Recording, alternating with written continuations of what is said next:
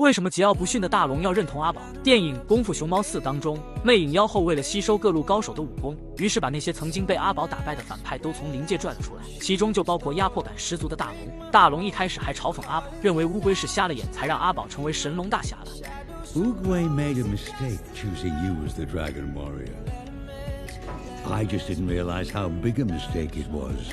until now.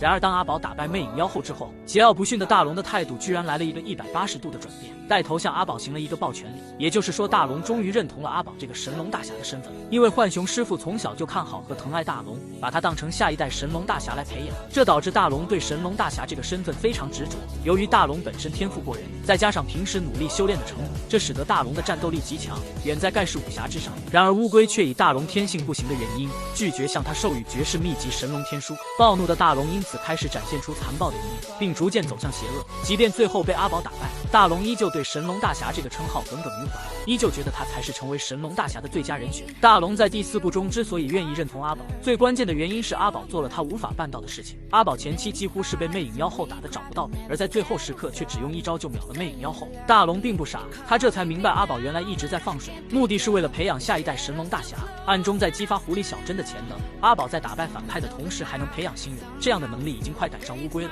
所以桀骜不驯的大龙当然不得不佩服阿宝。另外，让大龙认同阿宝还能够洗白大龙。要知道，在功夫熊猫系列电影中，大龙绝对是人气最高的反派。第1部当中，大龙仅靠一根羽毛就能打开束缚自己的枷锁，并在固若金汤的监狱中成功越狱。尽管功夫熊猫已经拍到第4部，然而当初大龙的表现依旧让人印象深刻，他的存在感完全吊打如今的魅影妖后。我认为洗白大龙很可能是为了下一部做铺垫，官方并没有宣布功夫熊猫4就是完结篇，因此这个系列还可能会继续拍下去。如果还有功夫熊猫5的话，那么出场的反派绝对是一位可以祸及灵界和阳界的恐怖角色，光靠阿宝一人根本无力阻止，可能需要借助大龙的力量才行。虽然大龙如今的实力在众多反派当中排不上号，不过只要安排一个大龙在灵界当中依旧没有放弃修炼的交代，就能轻易拔高他的战斗力。若能看到大龙与阿宝一起联手对抗反派，也是很有看点的。